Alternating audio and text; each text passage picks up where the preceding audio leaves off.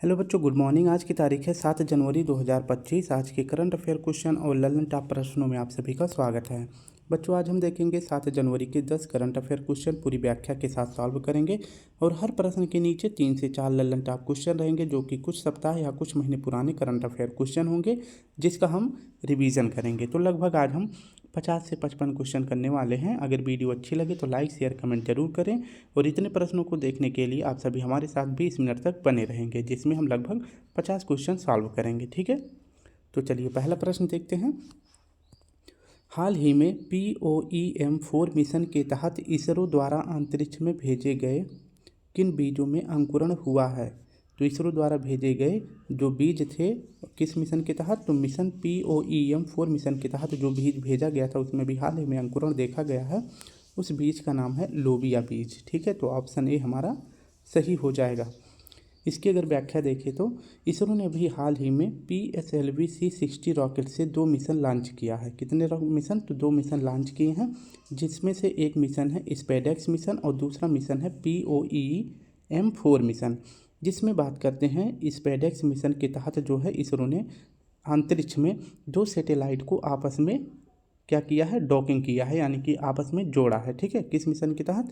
तो स्पेडेक्स मिशन के तहत। वहीं बात करते हैं कि POEM-4 मिशन के तहत जो है क्या किया गया है? अंतरिक्ष में एक बीज भेजा गया था जिसमें भी हाल ही में अंकुरण देखा गया है और उस बीज का नाम अगर पूछे क्या है, उस बीज का नाम है लोबिया बीज। ठीक है, तो इन दोनों मिशनों के तहत जो कार्य किए गए हैं मैंने आपको बता दिया है। इन दोनों मिशनों को किस रॉकेट से लॉन्च किया गया है? तो PSLV C60 रॉकेट से इसरो ने लॉन्च किया है। इसरो की स्थापना कब करी गई थी? तो 1969 में। कब? 1969 में किया गया था और इसका मुख्यालय पूछे कहाँ है? तो बेंगलुरु में इसका मुख्यालय है। और वर्तमान में अगर पूछे इसरो के अध्यक्ष कौन है? तो एस सोमनाथ जी इसरो के वर्तमान में अध्यक्ष हैं। नेक्स्ट प्रश्न अगर पूछे तो हाल ही में प्रबोवो सुबियांटो किस देश के राष्ट्रपति बने हैं? तो इंडोनेशिया के राष्ट्रपति बने हैं। इंडोनेशिया की राजधानी का नाम है जकार्ता। इंडोनेशिया अगर पूछे किस द्वीप पर स्थित है? तो बोर्नियो द्वीप पर इंडोनेशिया स्थित है और इसी बोर्नियो द्वीप पर 3 देश स्थित हैं, इंडोनेशिया, मलेशिया और ब्रुनोई। ठीक है, नेक्स्ट हमारा प्रश्न है एशिया का सबसे पुराना फुटबॉल कप कौन सा है? तो डूरंड कप है। और अभी हाल ही में पूछे डूरंड कप को किसने जीता है? तो नॉर्थ ईस्ट ने जीता है। हाल ही में वायुसेना के प्रमुख पद पर किसे नियुक्त किया गया है? तो अमरप्रीत सिंह जी को नियुक्त किया गया है। और नेवी के अध्यक्ष पूछे कौन बनाए गए हैं? तो दिनेश त्रिपाठी जी। आर्मी के अध्यक्ष उपेंद्र द्विवेदी जी। और भारत के दूसरे CDS कौन बनाए गए हैं? तो अनिल चौहान जी बनाए गए हैं। दूसरा हमारा प्रश्न है 1000 किलोमीटर के मेट्रो नेटवर्क के साथ भारत दुनिया में कौन से स्थान पर है? तो मेट्रो नेटवर्क में अगर पूछे भारत विश्व में किस स्थान पर है? तो तीसरे स्थान पर है। ऑप्शन बी हमारा सही हो जाएगा। इसकी अगर व्याख्या देखें तो मेट्रो नेटवर्क में अगर पूछे कि भारत जो है पूरे विश्व में किस स्थान पर है? तो तीसरे स्थान पर है। ठीक है, पहला स्थान USA का है, दूसरा स्थान चीन का है, तीसरा स्थान भारत का है। जिसमें पूछे कि पूरे भारत में जो है 1000 किलोमीटर मेट्रो नेटवर्क फैल चुका है। ठीक है, तो मेट्रो लाइन जो है 1000 किलोमीटर फैल चुका है जो कि पूरे विश्व में भारत की रैंक तीसरी है। नेक्स्ट अगर बात करते हैं इसी मेट्रो लाइन के अंतर्गत RRTS आता है। ठीक है, तो मेट्रो लाइन के अंतर्गत RRTS आता है जिसे नमो भारत भी कहते हैं। ठीक है, तो RRTS को क्या कहते हैं? नमो भारत भी कहते हैं। और इसका फुल फॉर्म पूछे क्या है? तो रीजनल रैपिड ट्रांजिट सिस्टम है। ठीक है, और इसी RRTS के अंतर्गत भारत देश में चलने वाली पहली ट्रेन जो चली थी RRTS, ये कहाँ से कहाँ तक चली थी? तो यह दिल्ली से मेरठ के बीच में चली थी, यानी कि दिल्ली से गाजियाबाद, गाजियाबाद से मेरठ के बीच चली थी। और इन तीनों के बीच जो है टोटल जो दूरी है 82 किलोमीटर। ठीक है, तो RRTS के अंतर्गत चलने वाली भारत में पहली ट्रेन टोटल कितने किलोमीटर चली है? तो 82 किलोमीटर चली है, जो कि दिल्ली से गाजियाबाद और गाजियाबाद से मेरठ के बीच में चली है। ठीक है, नेक्स्ट अगर प्रश्न की बात करते हैं हाल ही में भारतीय नौसेना ने किसके साथ संयुक्त समुद्री अभ्यास नसीम अल बहर का आयोजन किया है? तो यह किया गया है भारत और ओमान के बीच में। इस बार इसका आयोजन किया गया है गोवा में और वहीं ओमान की राजधानी का नाम है मस्कट।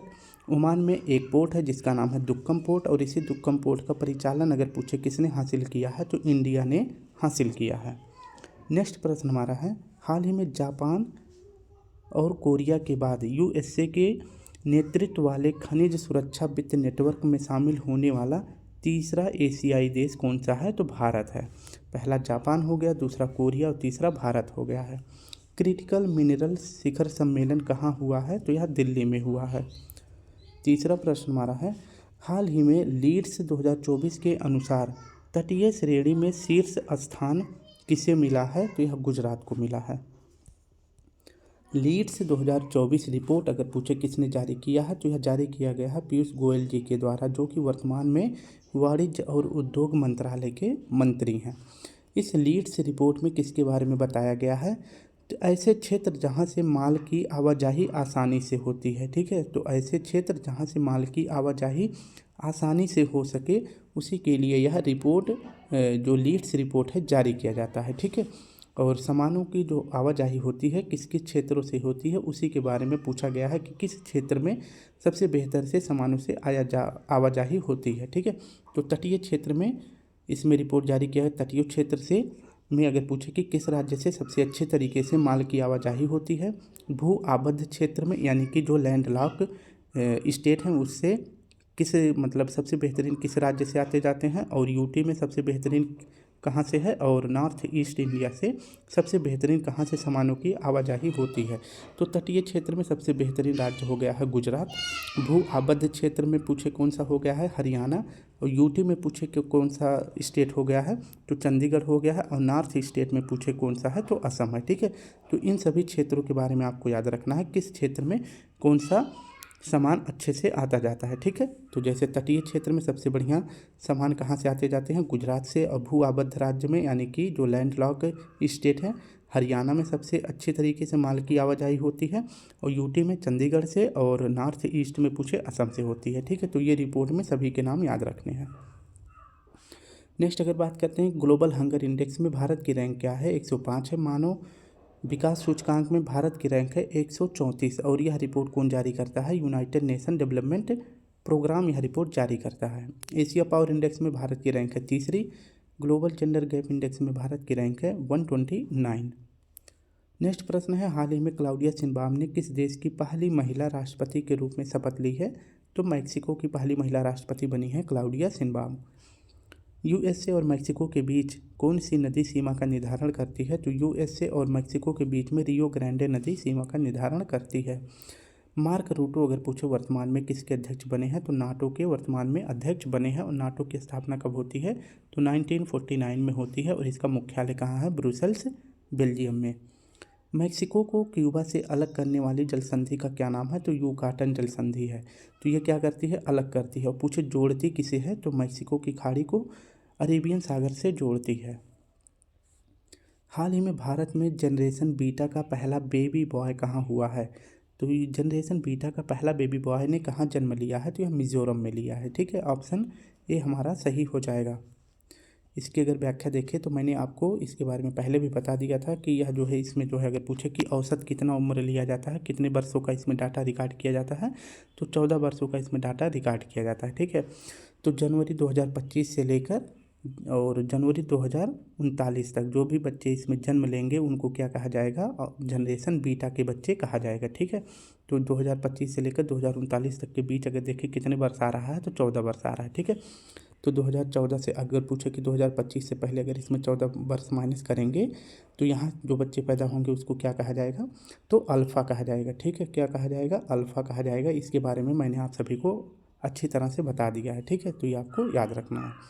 वहीं पूछे कि जनरेशन बीटा का जो पहला बेबी जन्म लिया है वो कहाँ लिया है? तो वह लिया है मिजोरम में। और कितने बजे? तो 12:03 में, ठीक है। तो यानी कि 12 बजे पहला बेबी जन्म लिया है और मिजोरम में। और इस बेबी का क्या नाम है? फेंकी जोदेंग। फेंकी जोदेंग इस बेबी का नाम है, ठीक है। तो ये आपको याद रखना है।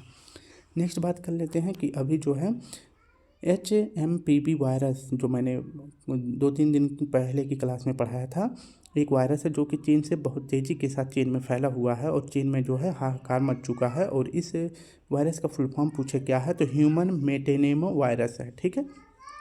और यह सबसे ज़्यादा अगर पूछे रोग किस में देखा जा रहा है तो यह वायरस सबसे ज़्यादा बुजुर्गों में और बच्चों में सबसे तेज़ी के साथ फैल रहा है। ठीक है, और इसी का जो है पहला केस कहाँ देखा गया है, तो इसका पहला केस अपने भारत में देखा गया है। और भारत में कहाँ पर देखा गया है, बेंगलुरु में देखा गया है, और किस में, बच्चों में देखा गया है। ठीक है, और ये भारत के लिए बहुत ज़्यादा प्रभावशाली रहेगा, क्योंकि आप सभी को पता है कि 2025 में ही भारत में क्या हो रहा है, होने जा रहा है। तो 13 फरवरी से महाकुंभ ही स्टार्ट हो जाएगा। तो भारत सरकार इसमें काफ़ी तेज़ी के साथ कार्य भी कर रही है, और यह जो है बहुत तेज़ी के साथ फैलता भी है रोग। ठीक है, नेक्स्ट अगर बात करते हैं, हाल ही में आईआईटी मद्रास ने अपना पहला अंतर्राष्ट्रीय अनुसंधान केंद्र कहाँ खोलने की घोषणा करी है, तो दुबई में।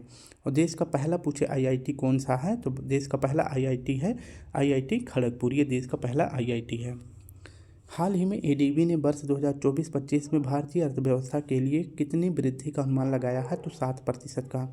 एशियाई विकास बैंक, इसकी स्थापना हुई थी 1966 में। इसका मुख्यालय मनीला फिलीपींस में है।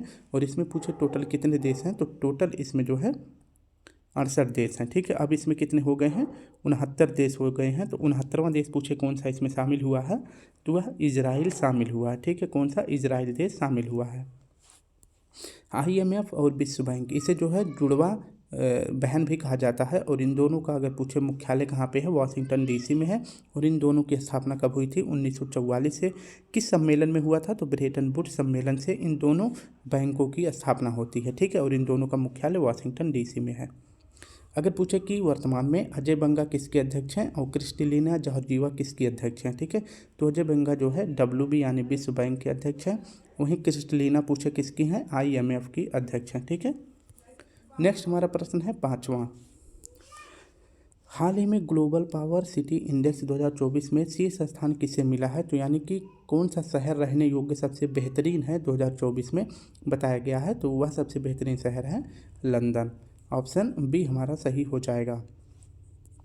इसके बारे में पूरी रिपोर्ट देखें तो ग्लोबल पावर सिटी इंडेक्स 2024, इसका आधार क्या बनाया गया है, तो इस इंडेक्स को जारी करने का आधार बनाया गया है किस शहर में सबसे बेहतरीन इकोनॉमिक है, जीडीपी किस शहर की सबसे अच्छी है, और रहने योग्य पर्यावरण वहाँ का प्रदर्शन कितना बेहतरीन है, और रहने योग्य स्थान कैसा है। ठीक है, तो इसी आधार पर यह रिपोर्ट शहरों के लिए जारी किया जाता है। और इस रिपोर्ट में अगर पूछे पहला स्थान किसका है, लंदन का है। दूसरा स्थान किसका है, न्यूयॉर्क का है। तीसरा स्थान किसका है, टोक्यो का। चौथा स्थान है पेरिस का। अब मुंबई का पूछा हमारे देश में जो पहला स्थान है मुंबई का, विश्व में कौन सा स्थान है, 48 नंबर है। ठीक है, वहीं पूछा कि लंदन किस नदी के किनारे स्थित है, तो थेम्स नदी के किनारे स्थित है। लंदन जो है ब्रिटेन का शहर है। न्यूयॉर्क जो है हडसन नदी के किनारे स्थित है, जो कि USA का एक शहर है। टोक्यो जो है होन्शु द्वीप पर स्थित है, और जापान का सबसे बड़ा द्वीप होन्शु द्वीप है, और ये आपको याद रखना है। ठीक है, तो टोक्यो किस देश की राजधानी है, जापान की। और पेरिस जो है सीन नदी के किनारे स्थित है। पेरिस शहर जो है फ्रांस में है। नेक्स्ट अगर बात करते हैं, हाल ही में 50 अंतर्राष्ट्रीय गोल करने वाली पहली भारतीय महिला फुटबॉलर कौन बनी हैं, तो बाला देवी बन गई हैं। क्रिकेट हॉल ऑफ फेम में शामिल होने वाली महिला कौन है, तो पहली महिला है डायना एडुल्जी, और दूसरी नीतू हैं। ठीक है, तो दूसरी पूरा नाम नहीं याद है बट थोड़ा सा याद है, तो नीतू है। ठीक है, नेक्स्ट बात करते हैं, किस देश ने रोनाल्डो के नाम पर सिक्के जारी किए हैं, पुर्तगाल ने। और इस कॉइन का क्या नाम है, CR17। हाल ही में लू या हीट वेव को प्राकृतिक आपदा किस राज्य ने घोषित करा है, तो लू को प्राकृतिक आपदा घोषित किया है मध्य प्रदेश ने। आपदा प्रबंधन एक्ट भारत में कब आया था, तो 2005 में आया था। ठीक है, नेक्स्ट अगर प्रश्न की बात करते हैं, एशिया का सबसे बड़ा एरो शो एरो इंडिया 2025 कहाँ आयोजित होगा, तो यह आयोजित होगा पुणे में। कहाँ पर, तो यह बेंगलुरु में होगा। ठीक है, ऑप्शन सी हमारा सही हो जाएगा। एरो इंडिया 2025, ठीक है, एरो इंडिया 2025, और यह एयर फोर्स का जो है क्या है, एयर शो है, जो कि एशिया का सबसे बड़ा एयर शो होगा। ठीक है, और इस बार इसका आयोजन फरवरी 2025 में होगा। और क्रम कौन सा होगा, तो यह 25वां संस्करण इसका 15वां संस्करण इसका आयोजित किया जाएगा। और कहाँ पर आयोजन किया जाएगा, बेंगलुरु में। बेंगलुरु में पूछे किस स्टेशन पर, तो यलहंका एयरफोर्स स्टेशन पर इसका एरो शो इंडिया का आयोजन किया जाएगा। और इस बार इसकी थीम क्या रखी गई, इसकी थीम रखी गई है रनवे टू बिलियन अपॉर्चुनिटी, इसकी थीम रखी गई है। तो थीम तो जरूर याद रख लेंगे, संस्करण कौन सा है ये भी, और आयोजन कहाँ पे होगा, बेंगलुरु में। ठीक है, नेक्स्ट अगर प्रश्न की बात करते हैं, हाल ही में दूसरा राष्ट्रीय लाइट हाउस जिसका नाम है लाइट हाउस टूरिज्म कॉन्क्लेव 2024 कहाँ प्रारंभ हुआ है, तो यह उड़ीसा में हुआ है। उड़ीसा में जो है सिमलीपाल राष्ट्रीय उद्यान है, भितरकनिका राष्ट्रीय उद्यान है और चिल्का झील पूछे कहाँ है, तो ये भी उड़ीसा में है। हाल ही में भारत की पहली सुपर कैपेसिटर विनिर्माण सुविधा का उद्घाटन कहाँ हुआ है, तो यह केरल में हुआ है। और केरल के पूछे सीएम कौन है, तो पिनरई विजयन है। हाल ही में ओलंपिक काउंसिल ऑफ एशिया के अध्यक्ष चुने जाने वाले पहले भारतीय कौन है, तो राणा रणधीर सिंह है। हाल ही में स्वदेशी पैरासीटामॉल का विकास किसने किया है, तो पैरासीटामॉल जो है कैसा है, स्वदेशी है। और इसका विकास अगर पूछे किसने किया है, तो CSIR ने किया है। ठीक है। डॉक्टर जितेंद्र सिंह जो कि वर्तमान में साइंस एंड टेक मंत्री हैं, इन्होंने लॉन्च किया है भारत की पहली स्वदेशी पैरासीटामॉल। ठीक है। और इसका विकास अगर पूछे किसने करा है, तो CSIR ने इसका विकास किया है। और इसका उत्पादन कौन करने वाला है, तो सत्य दीप्ति फार्मास्यूटिकल लिमिटेड जो कि कर्नाटक में है, यह इसका उत्पादन करने वाली है। तो विकास CSIR ने किया है और उत्पादन सत्य दीप्ति फार्मास्यूटिकल लिमिटेड कर्नाटक के द्वारा किया जाएगा। और लॉन्च पूछे किसने करा है, तो डॉक्टर जितेंद्र सिंह ने इसको लॉन्च किया है, ये आपको याद रखना है। अब बात करते हैं CSIR। इसके अगर पूछे संस्थापक कौन है, इसके संस्थापक आप सभी को बताना है कौन है। ठीक है। अब बात कर लेते हैं कि इसकी स्थापना कब होती है, 1942 में होता है। और इसके पदेन अध्यक्ष या फिर अध्यक्ष पूछे कौन होते हैं, तो जो वर्तमान में PM होते हैं वही इसके अध्यक्ष होते हैं। ठीक है। बात करते हैं CSIR का मुख्यालय कहाँ पे है, तो इसका मुख्यालय नई दिल्ली में है। इसके संस्थापक कौन है, तो शांति स्वरूप भटनागर जी इसके संस्थापक थे। ठीक है। नेक्स्ट हमारा प्रश्न है, हाल ही में वैज्ञानिकों ने किस ग्रह के पहले ट्रोजन क्षुद्र ग्रह की खोज करी है, तो ट्रोजन क्षुद्र ग्रह खोजा गया है जो कि शनि का है। और इसका नया नाम रखा गया है 2019U0144। ठीक है। हाल ही में यूनिवर्सिटी कॉलेज ऑफ लंदन के वैज्ञानिकों के अनुसार किस नदी के कारण माउंट एवरेस्ट की ऊंचाई बढ़ रही है, तो अरुणा नदी के कारण। हाल ही में नुआखाई उत्सव का आयोजन कहाँ हुआ है, उड़ीसा में। 8वां प्रश्न हमारा है, हाल ही में नीति आयोग के महिला उद्यमिता मंच के सहयोग से फराल सखी पहल कहाँ प्रारंभ हुआ है, तो नीति आयोग का एक छोटा सा संगठन है जिसका नाम है महिला उद्यमिता मंच। ठीक है। और इसी के सहयोग से फराल सखी पहल कहाँ प्रारंभ हुआ है, तो यह प्रारंभ हुआ है महाराष्ट्र में। इसकी अगर व्याख्या देखें तो सराल सखी पहल यह महाराष्ट्र से शुरू हुआ है। महाराष्ट्र में अगर पूछे किस जगह से, तो मियाँ भयंदर शहर से शुरू हुआ है। और इसका उद्देश्य क्या है, तो इसका उद्देश्य है महिला उद्यमी को मजबूत करना, यानी महिलाओं की स्थिति को मजबूत करना। इसी के लिए फराल सखी पहल शुरू किया गया है, किसके द्वारा, महिला उद्यमिता मंच के द्वारा शुरू किया गया है, जो कि नीति आयोग के अंतर्गत कार्य करती है। ठीक है। नेक्स्ट बात करते हैं, हाल ही में राष्ट्रीय महिला आयोग के अध्यक्ष पद पर किसे नियुक्त किया गया है, तो विजया राहटकर जी को राष्ट्रीय महिला आयोग का अध्यक्ष चुना गया है। फेमिना मिस इंडिया 2024 कौन बनी है, निकिता पोरवाल बनी है। मिस इंडिया 2024 कौन बनी है, रिया सिंघा बनी है। और भारत में 91वें मुख्य न्यायाधीश कौन बने हैं, तो जस्टिस संजीव खन्ना जी बने हैं। हाल ही में लोकपाल के दूसरे अध्यक्ष कौन बनाए गए हैं, अजय मानिक राव जी बनाए गए हैं। प्रतिवर्ष पूरे भारत में राष्ट्रीय हिंदी दिवस कब मनाया जाता है, तो 14 सितंबर को मनाया जाता है। हाल ही में जल्लीकट्टू 2024 का आयोजन कहाँ हुआ है, तो यह तमिलनाडु में हुआ है। जल्लीकट्टू 2024 इसका आयोजन कहाँ किया जाता है, यह तमिलनाडु में किया जाता है। और यह जो है जल्लीकट्टू किसके अंतर्गत मनाया जाता है, तो पोंगल त्यौहार के अंतर्गत मनाया जाता है। और इसके अंतर्गत जो जल्लीकट्टू है इसमें क्या किया जाता है, तो बैल को काबू करने वाला यह खेल है, यानी कि बैल को जो है इसमें काबू किया जाता है। और आप सभी देखते होंगे कि बैलों के ऊपर जो ऐसे कुबड़ होता है, इसी कुबड़ में जो है चांदी और सोने के सिक्के की एक थैली बांधी जाती है, और जो सांड को जो है काबू कर लेता है उसे यह थैली दे दिया जाता है। ठीक है। और पूछे कि इस जल्लीकट्टू फेस्टिवल का शुरुआत कहाँ से होता है, किस गांव से होता है, तो थाचन कुर्ची गांव से होता है, जो कि तमिलनाडु का एक गांव है। और यहीं से इस फेस्टिवल की शुरुआत होती है। जबकि पूछे अट्टुगल पोंगल कहाँ से शुरुआत किया जाता है, मतलब ये कहाँ मनाया जाता है, अगर पोंगल पूछे तो तमिलनाडु में मनाया जाता है, जबकि अट्टुगल पोंगल पूछे कहाँ मनाया जाता है, तो केरल में मनाया जाता है। हाल ही में अर्जुन एरिगेसी ने कहाँ WR शतरंज मास्टर्स कप का खिताब जीता है, तो लंदन में जीता है। 2026 ओलंपिक शीतकालीन कहाँ आयोजन किया जाएगा, तो इटली में किया जाएगा। इटली की राजधानी का क्या नाम है, तो रोम है, जो कि टाइबर नदी के किनारे स्थित है। 33वें क्रम का ओलंपिक कहाँ हुआ है, तो यह पेरिस में हुआ है। और जिसमें भारत की रैंक पूछे क्या है, तो भारत की रैंक है 71वीं। हाल ही में 25वां लाल बहादुर शास्त्री राष्ट्रीय उत्कृष्ट पुरस्कार किसे मिला है? तो यह राजश्री बिरला जी को मिला है।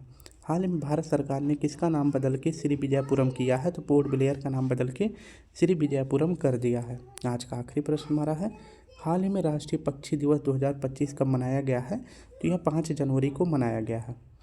राष्ट्रीय पक्षी दिवस कब मनाया गया है? तो यह 5 जनवरी को मनाया गया है, ये आपको याद रखना है। और इसी के आधार पर भारत में पहली बार तटीय और बेडर पक्षी की जनगणना शुरू हुई है। आपको बताना है कि यह गुजरात के किस शहर से शुरू हुई है और यह भारत के 3 जिलों से शुरू किया जाएगा। ठीक है, तो आपको बताना है कि 3 जिलों से शुरू किया जाएगा। आपको बताना है, एक तो उत्तराखंड का ज़िला है, बाकी के 2 गुजरात के ज़िले हैं। ठीक है, तो 2 गुजरात के हैं और एक उत्तराखंड का ज़िला है। तो आपको ये तीनों ज़िले बताने हैं, जिसमें से मैं आपको एक बता दे रहा हूँ कि इसका जो है पहली बार जनगणना किस ज़िला से शुरू किया गया है? तो जामनगर से शुरू किया गया है। ठीक है, जामनगर से शुरू किया गया है और ये जामनगर गुजरात का एक ज़िला है। वहीं पूछे कि DRDO की स्थापना दिवस कब मनाई जाती है? तो 1 जनवरी 1958 को मनाई जाती है, यानी कि 1 जनवरी को DRDO की स्थापना दिवस मनाई जाती है। वर्तमान में इसके अध्यक्ष कौन है? समीर कामत जी हैं। और 4 जनवरी को ब्रेल दिवस मनाया जाता है, जो कि ऐसे व्यक्तियों के लिए है जिनको दिखाई नहीं देता है, वो हाथों से स्पर्श करके जो है अक्षरों को पढ़ते हैं। उन्हीं के आधार पर जो है लुई ब्रेल ने ब्रेल दिवस की उन्हीं की याद में जो है 4 जनवरी को मनाया जाता है। और एक प्रश्न महत्वपूर्ण बन जाता है कि तेलंगाना सरकार ने भी हाल ही में महिला शिक्षक दिवस मनाया है। पूछे कि महिला शिक्षक दिवस जो है तेलंगाना ने किसकी जयंती पर मनाया है? तो सावित्रीबाई फूले की जयंती पर मनाया है। और सावित्रीबाई फूले की जयंती कब मनाई जाती है? 3 जनवरी को मनाया जाता है। हाल ही में प्रधानमंत्री मोदी ने मां महामाया हवाई अड्डे का उद्घाटन कहाँ किया है? छत्तीसगढ़ में किया है। नेक्स्ट प्रश्न की बात करें, हाल ही में चर्चा में रहे नववर्ष रोश हसनाह का संबंध किससे है? तो यह यहूदी धर्म से संबंधित है। हुनक्का और सुकोत फेस्टिवल भी यहूदी धर्म से संबंधित है। जबकि नवरोज फेस्टिवल किस धर्म के द्वारा मनाया जाता है? तो पारसी धर्म के द्वारा मनाया जाता है। हाल ही में लॉन्च आत्मकथा पॉलिटिक्स के 5 दशक, यह पुस्तक किसकी है? तो सुशील कुमार शिंदे जी की है। तापी पाइपलाइन में कौन से 4 देश शामिल हैं? तो इसमें 4 देश शामिल हैं, तुर्कमेनिस्तान, अफगानिस्तान, पाकिस्तान और इंडिया शामिल है। ठीक है, तो स्टूडेंट इस प्रकार से हमने अपने सभी प्रश्नों को पूरी व्याख्या के साथ सॉल्व कर लिया। अगर वीडियो अच्छी लगे तो प्लीज़ लाइक शेयर कमेंट जरूर करें। कल फिर मिलते हैं, तब तक के लिए आप सभी को प्यारा सा जय हिंद, जय भारत।